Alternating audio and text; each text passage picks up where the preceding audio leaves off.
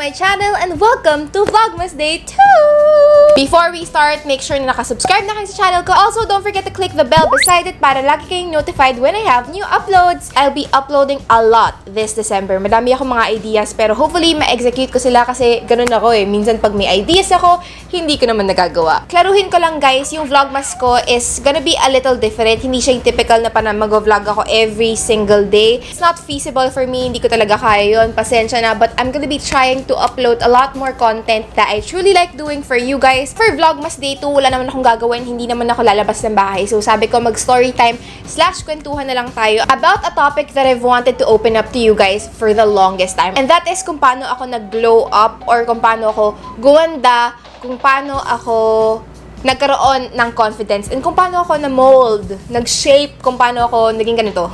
Basically, kung paano ako naging si Toni Sia, charot. Kailangan ko ng phone ko kasi maghahalong katay ng ng mga beshi, ng mga old photos. Pero guys, hindi ibig sabihin nito na I look 100% my best.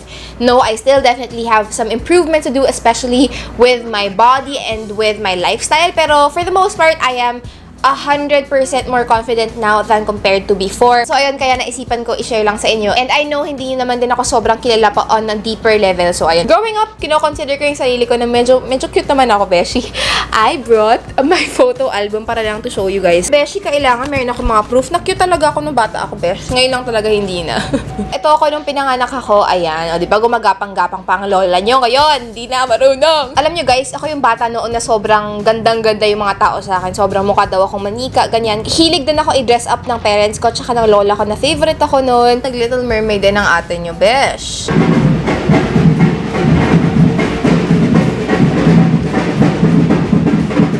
Ito yung favorite photo ko nung bata pa ako, guys. Feeling ko naman ang cute ko dyan. Tapos ito na, nung medyo lumaki-laki na ako, siguro I was like 10, dito mga 9 to 10, mga ganito. Ito yung itsura ko. Ito yung lola ko, by the way, na sobrang love ko. Pero, unfortunately, she already went to heaven na. Pero, ito yung family ko, yung mom ko, wala lang yung dad ko dyan. Tapos, ito ako. Dito na po nagsimula yung face na sobrang tumaba ako ng bonggang-bongga, beshi. Diba cute ako? Tapos, bigla nung nagdadalaga na ako, medyo gumanon siya ng bongga. Kasi, like, gumanon talaga. Hindi man lang yung gumaganon, eh. Hindi yung tipo may pinagdadaanan lang. Kasi, beshi, lagpak tayo. Nung grade school, ito na. Dito na yung pinaka-worst na look. Worst look ever. Pumunta kaming Cebu niyan, guys, and ito yung itsura ko. Grabe, parang di ko na nga siya kamukha eh. Di ko na maalala na ganyan pala yung itsura ko. Yes po, ako po to nung ako ay 13 years old. So, very talaga siya. So, besh, mukha na ako may anak at 13. Ang hindi ko makakalimutan is yung pambubuli sa akin nung grade 5 to 6 ako. Sumasali ako sa singing contest, ganun, kasi boses ko lang yung panlaban ko at that time. Kasi sa looks talaga sobrang talo ko. Di ko rin alam kung ano nangyari. Ang cute-cute ko dati, tapos bigla pagdating ng grade 5 to 6, napabayaan ako sa kusina, sobrang kain ako ng kain. Tapos lagi na lang ako binubuli ng classmates ko. Hindi ko makakalimutan, sabi pa nilang apang yapoy, which means mataba or like ang taba mo. Sinasabihan nila ako ng baboy, taba mo, tababoy, mga ganun. Sobrang hindi ko makalimutan. And at that time, sobrang sensitive ko pa. Yun nga po, nung elementary, medyo nabubuli talaga ako. Tapos, hindi ko talaga makakalimutan yun. Umiiyak pa talaga ako sa school kahit nabubuli ako. Kahit sa bahay, kahit yung mga kaibigan ng dad ko. Apang, ganun, ang taba ko daw. And it really took a toll on me na parang, damn, am I really that ugly? Parang ganun. So, yung elementary, high school, meron tayong tinatawag na muse or yung crush ng bahay, yung sobrang gandang crush ng lahat. And guys, hindi ako yun. Wala ni isang nagkaka-crush sa akin yun. Pangit na pangit siguro sila sa akin nun. Pero okay lang naman sa akin. Hindi naman sobrang, wala naman akong pakailam sa mga crush.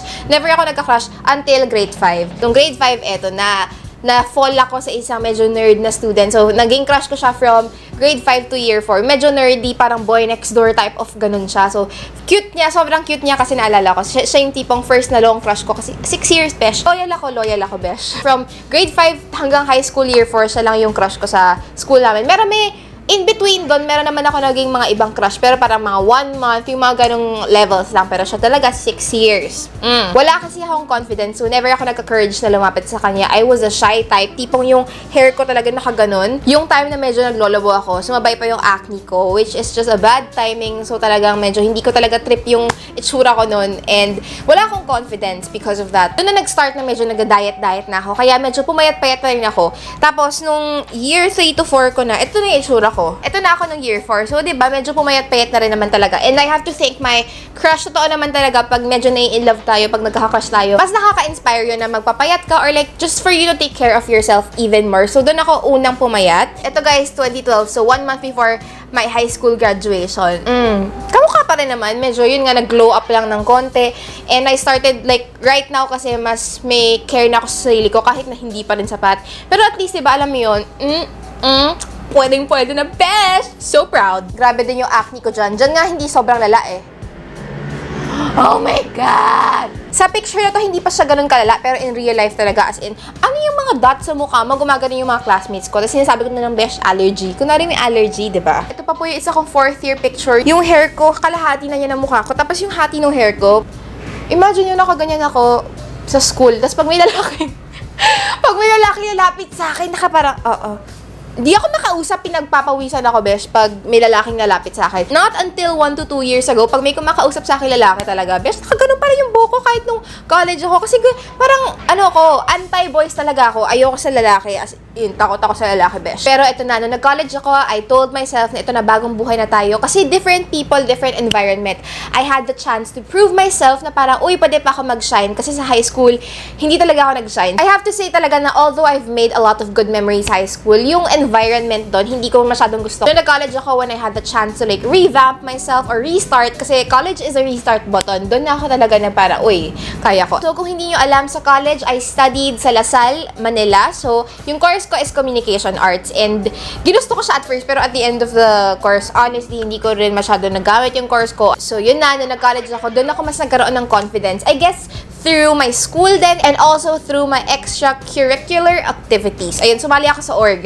And that was just my break. Feeling ko doon ako nag-grow ng masyado. Pakita ko na rin sa inyo, syempre, yung itsura ko nung college. Ito yung LPEP ata namin to, nakalimutan ko na. ID 112 ako, ayan. So, medyo kumaganda-ganda ng ating. Nag-bloom na siya. And then, I joined an org and I got to be exposed in a lot of different settings, a lot of different other people. Sumali ako sa BMS, Business Management Society. Shout out, BMS. Sobrang miss ko na yung org na yun kasi I had some of the best moments of my college life there. So, ayan na ako nung college. Medyo nag-bloom na talaga ako niyan. Tapos nung college, mas nag-makeup na ako kasi pwede na yung makeup sa college. Nung high school talaga, bawal kami. I still had acne at that time. Pero alam mo yun, nakatulong yung pag-aayos ko, nakatulong yung pag-makeup ko. Ito yung time na nagpagupit ako ng maikli. Tapos sabi ng tao, bagay na bagay daw sa akin. Ayan, beshi, may pa-coach bagang ate. I got to spearhead events, mga ganon. I got to meet a lot of people. Ito yung pormahan ko nung college. O diba, medyo okay na talaga siya. As in, sobrang umokay talaga. And ito guys, yung itsura ko nung nag-graduate ako from college. And sobrang okay na rin ang itsura ko niyan. Natutuwa na ako, may confidence na ako kumausap ng mga tao compared to before. After college, guys, I started selling makeup. And online seller kasi ako nun. I started to neglect my body again. After college, online selling is a home-based job. So, no home-based job ako, as in kain ako ng kain sa labas. Labas ako ng labas. Ako kasing tao na ayoko na sa stuck sa bahay. So, kailangan ko lagi lumalabas, nag-mall, kumakain sa labas. So, fast food here, fast food there. And then again, a lot more weight. Pero immediately after, 2017, I told myself na this had to stop. So, I went to the gym, enrolled myself in a gym, and I lost siguro mga 20 to 30 pounds. And, which leads me to here. I gained siguro mga 15 to 20 pounds ulit ever since I had a boyfriend. Which hindi ko siya sinisisi, besh. Kasi syempre ako pa rin yung kumakain ng pagkain. Pero kasi syempre pag may nagkaka-love life ka talaga, yung bonding nyo is syempre pagkain. Saan ba kayo pupunta? Diba kakain lang kakain. So nung nagka-boyfriend ako, I'm very, very thankful. Nagtahaw na naman kami ulit. So we both gained weight. At this state, tumaba ako ng bongga. As in, I gained weight. Siguro yung nag-iba sa akin is yung mindset na parang, oh, it's okay. As long as mababawi ko naman siya next year when I go to the gym again. Ngayon kasi na-enjoy ko talaga yung time ko with my boyfriend talaga. I don't wanna be too hard on myself. That's a difference. And that's something I wanna tell you guys is don't be too hard on yourself and don't think na parang kailangan ganito ka. Kahit na medyo tumaba ako, I don't take it too negatively. I don't see myself as less beautiful just because I gained weight. Yes, having a nice slim figure looks amazing, pero don't punish yourself too much just because you don't look a certain way. That's the type of mindset I'm trying to like inhale right now na parang hindi ko naman kailangan maging Insta models eh. Basta alam ko may improvement na ako. Whenever I look back, ang laki na kaya na improvement ko from before. And the thing with people right now, or the thing with me personally, is that I tend to compare myself to others, and that's just the mindset that I'm trying to like, no, Toni, tama na. Kasi for me, I'm beautiful, diba? I'm beautiful without makeup, I'm beautiful with acne, I'm beautiful with my flabby arms. It doesn't really matter. The only thing that that matters is our mindset. Kung paano tayo tumingin sa sarili natin. Kung kontento na ba tayo sa nakikita natin sa salamin. And most of the time, because we see all of these other people na talagang portraying this super perfect, insta-perfect bodies, insta-perfect looks, insta-perfect faces, and everything, we tend to kind of look down on ourselves, which is very, very bad. Honestly, guys, this video has no outline. Hindi ko nga alam kung ano yung mga sinasabi ko. It's very all over the place. In terms of glow up and how I gain confidence, malayo-malayo na rin yung narating ko comparing it to before.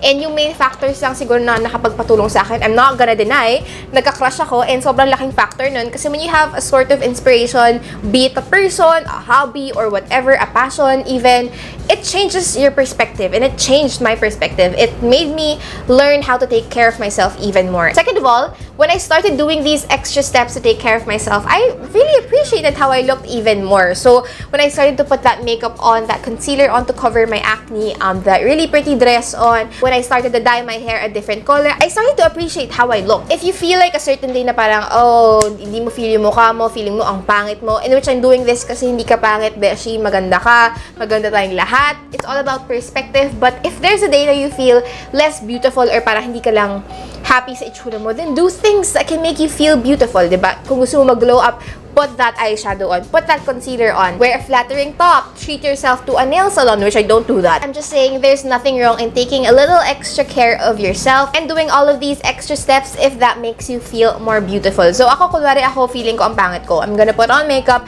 I'm gonna put on perfume, I'm gonna color my hair, diba? Just anything that makes you feel beautiful. And at the end of the day, parang feeling ko yun lang eh. Kasi you can transform yourself naman eh. But more importantly, just have the confidence to do that. As in, just appreciate and love yourself. Hindi mo kailangan maging perfect. Ako, hindi ako perfect ngayon.